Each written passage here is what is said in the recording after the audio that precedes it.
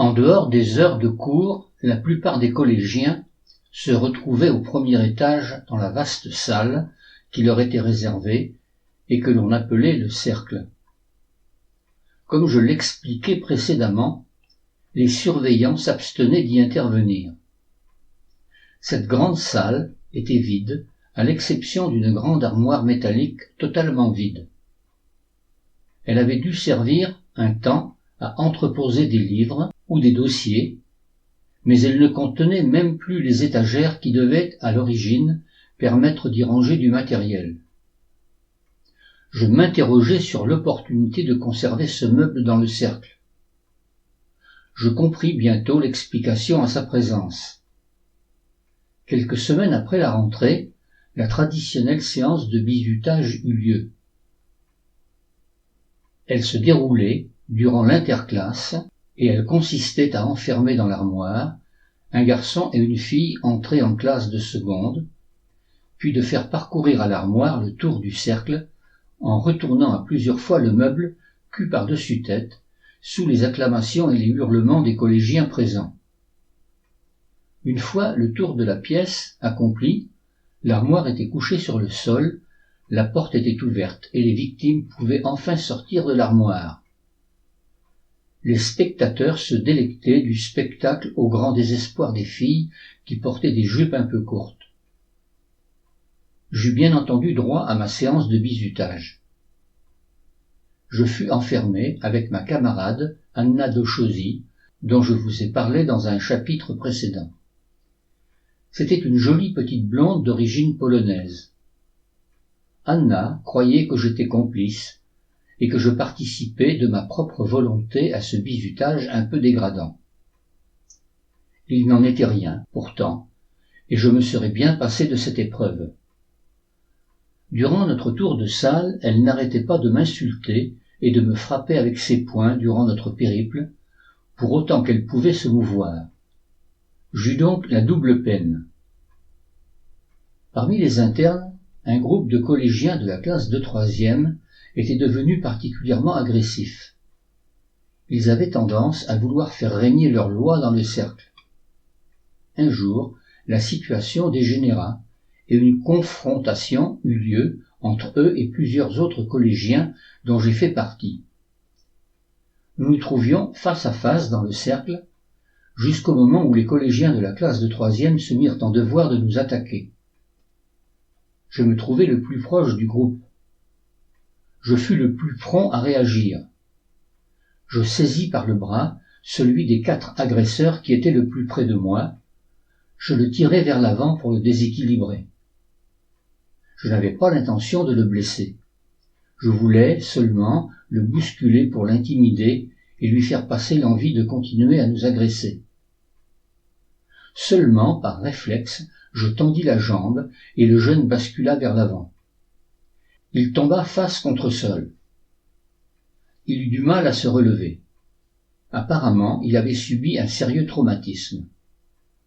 Ses 3 autres copains s'arrêtèrent dans leur élan. Ils nous défièrent quelques instants, puis ils se calmèrent. Je n'avais pas voulu lui faire mal. J'étais même un peu confus sur le moment, en pensant aux conséquences qui auraient pu en découler si ce garçon avait eu une blessure sérieuse.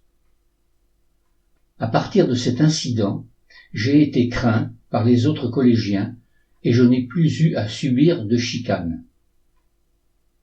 Nous avions à l'internat plusieurs surveillants qui étaient chargés de nous encadrer durant les heures de permanence, les heures d'études et dans les dortoirs.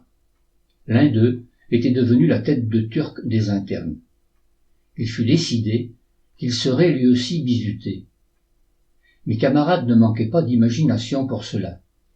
Je rappelle que notre population d'internes était composée pour partie d'élèves qui avaient déjà été exclus d'autres établissements. Ils avaient, derrière eux, un riche passé de chahuteurs. 2 salles du 2e étage, qui servaient de salle de cours durant la journée, étaient affectées à l'étude. L'une de ces salles regroupait les étudiants de la classe de première et de la classe terminale. L'autre était la salle d'études des secondes. il fut décidé que le piège tendu aux surveillants serait installé dans notre salle d'études. L'idée était de faire croire aux surveillants que la lampe, qui éclairait la pièce et qui était suspendue au plafond, à l'aide d'un fil électrique terminé par un abat-jour, se balançait à chaque ouverture de la porte qui donnait sur le couloir.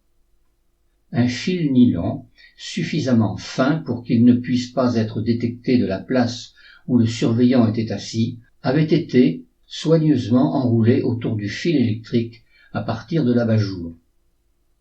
Le fil nylon avait ensuite été tendu au plafond jusqu'au fond de la pièce, puis il redescendait jusqu'au sol et là, un des élèves, assis au fond de la pièce, avait la possibilité, en tirant sur le fil, de faire bouger la lampe qui éclairait la pièce. Le stratagème avait été soigneusement installé, de telle sorte qu'il était parfaitement invisible pour toute personne qui n'était pas dans la confidence. Le piège était en place. Il ne restait plus qu'à l'activer. Les collégiens de la salle d'études d'à côté avaient pour mission de venir frapper à la porte à intervalles réguliers, d'attendre que le surveillant réponde et dise « Entrez ». La porte s'ouvrait alors et le camarade en charge du mécanisme tirait sur le fil. La lampe se balançait et les élèves pouffaient ou s'esclaffaient pendant qu'innocemment l'entrant demandait la permission de parler à un de ses condisciples pour un renseignement. L'opération se répéta à plusieurs reprises au cours de la première heure d'étude. Le surveillant finit par aller à la porte et l'ouvrit pour vérifier si le phénomène se reproduisait. Mais là, le copain qui avait en charge la mise en action du balancement se gardait bien de tirer sur le fil. Rien ne se passait, au grand désarroi du surveillant qui cherchait à comprendre l'origine du phénomène. La supercherie continua pendant une bonne semaine. La blague n'était activée que lorsque ce surveillant était présent. Le bruit s'était rapidement répandu dans le collège, et même les autres surveillants avaient appris l'infortune de leurs collègues. Cela l'avait assez déstabilisé. Il était un peu la risée de tous. La réussite de la supercherie donna l'idée aux collégiens de tenter l'expérience dans la journée avec les professeurs qui utilisaient cette salle pour leurs cours. M. Pigaly, le professeur de français, qui enseignait en classe de première, fut le premier avec qui l'opération fut tentée. Peine perdue. Le professeur, dès la première tentative, éventa la supercherie et la blague fit long feu. Notre surveillant, tête de turc, allait subir une autre mésaventure. Comme cela a été indiqué dans le chapitre 10 de ce livre, une chapelle désaffectée se trouvait dans la cour intérieure, située en bas de l'escalier menant au dortoir. Certains des internes, en la visitant, avaient découvert parmi les gravats une vieille statue de la Vierge, abandonnée et en piteux état. La décision fut prise d'aller en procession placer cette vieille statue dans le lit du surveillant lorsque celui-ci serait de garde dans notre dortoir. Ce dortoir, l'un des 3 de l'établissement, était le plus grand. Il abritait les internes de la 6e à la 2e.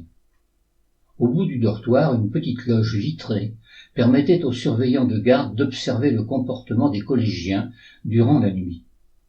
Un lit, identique au nôtre, lui permettait d'y dormir tout en assurant sa surveillance. La procession se mit en route en son absence. Les participants s'étaient revêtus de couvre-lits jaunes qui garnissaient nos couchages, et la statue fut déposée, comme prévu, dans le lit de la loge. Le soir venu, tous les présents, dans le dortoir, retinrent leur souffle, attendant la réaction de la victime. La déception fut grande. Il n'y eut aucune réaction de la part du surveillant. Celui-ci eut la sagesse de ne pas se manifester, afin de ne pas donner prise aux moqueries qui n'auraient pas manqué de se produire. Il n'y eut aucune sanction, et l'on passa à autre chose. 3 des garnements de la classe de 3e, ceux qui avaient provoqué la bagarre dans le cercle, firent encore parler d'eux en fin d'année scolaire. Une nuit, ils pénétrèrent dans la cave du concierge et ils dérobèrent plusieurs bouteilles de champagne qu'ils burent pour faire la fête. Le concierge s'aperçut du larcin. Une enquête, rondement menée par M. Boulareau, le surveillant général, permit de découvrir les fautifs. Ils furent traduits devant le conseil de discipline. Ils écopèrent de 3 mois de colle qu'ils purgèrent à la rentrée de la nouvelle année scolaire. En fin d'année eut lieu le traditionnel monôme. Il était organisé tous les ans et il était une particularité du collège de Saint-Jean d'Angély. Dans les lycées, on fête le persan. C'est une tradition célébrée par les lycéens 100 jours avant le début des examens du baccalauréat. À Saint-Jean d'Angély, la tradition était tout autre. Tous les collégiens, de la seconde à la terminale, avec l'accord du proviseur qui autorisait l'événement et avec la protection de la police, défilaient dans les rues de la ville en se manifestant par des actions tolérées pour la circonstance. L'année précédente, en 1955, le monôme avait quelque peu dérapé et les principaux organisateurs s'étaient retrouvés au commissariat pour les exactions commises en centre-ville. Il pleuvait. Les collégiens étaient allés aux galeries du centre-ville. Ils avaient acheté des paquets de talc et avaient balancé le talc sur les passants dans les rues empruntées par le monôme. Les habitants n'avaient pas apprécié et tout cela avait mal fini. Heureusement, parmi les collégiens appréhendés, certains étaient les enfants des autorités locales et tout cela s'était achevé par une simple garde à vue de quelques heures dans les locaux du commissariat et un sérieux rappel à un comportement responsable. En 1956, notre monôme, averti des avanies de l'année passée, se déroula sans incident.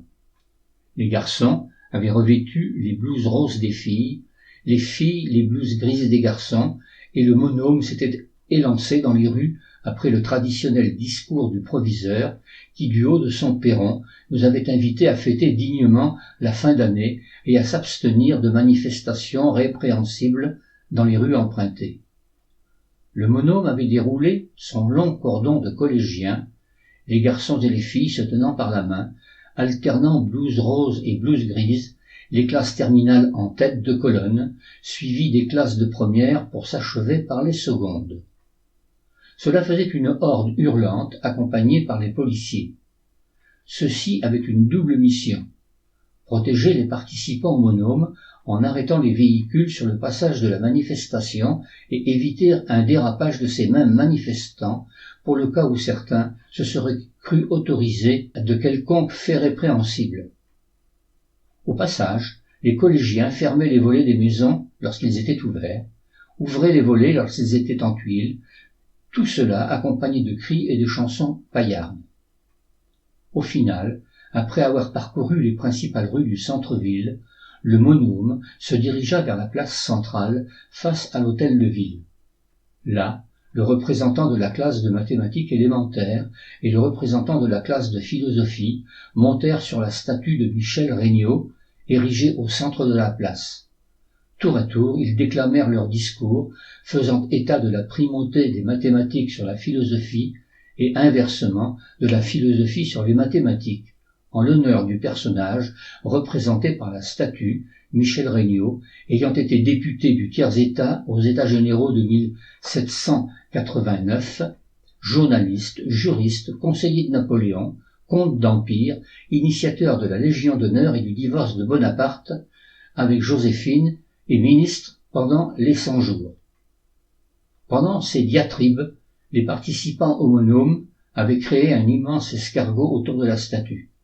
Ils accompagnaient chaque déclamation des orateurs par des cris, des hurrahs et des applaudissements. La journée s'acheva, comme le voulait la coutume, par un grand bal organisé dans la salle Aliénor d'Aquitaine, située au bout de la place de l'hôtel de ville. Le bal était ouvert par monsieur le proviseur et sa femme sur un air de valse de Vienne. Les collégiens ensuite purent s'élancer sur la piste et s'adonner aux danses de l'époque, danses de salon, boogie-woogie, blues et rock'n'roll. Le bal se termina fort tard dans la nuit.